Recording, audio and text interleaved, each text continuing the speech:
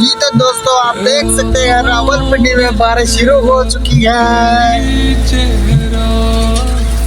अस्सलाम वालेकुम दोस्तों। जी तो दोस्तों आप देख सकते हैं रावलपिंडी में आज बहुत ही प्यारा मौसम है और शाम का तकरीबन 5 बजे के लगभग बारिश हुई है। तो आप देख सकते हैं, ये आप चेक करें, कैमरा घुमाएं, आप देख सकते हैं रावलपिंडी का मौसम कितना प्यारा है माशाल्लाह।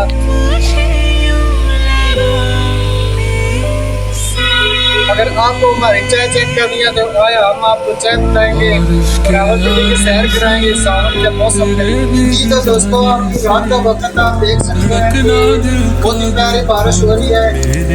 दिल्ली का मौसम बहुत ही प्यारा हो चुका है, बारिश हो रही है। आप इस वक्त बारिश इंजॉय कर रहे हैं, आप इस बारिश इंजॉय करें और हमारे यूट्यूब चैनल को लाजमी सब्सक्राइब करें।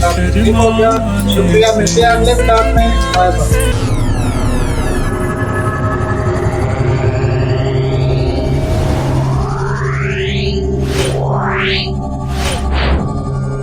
Yeah.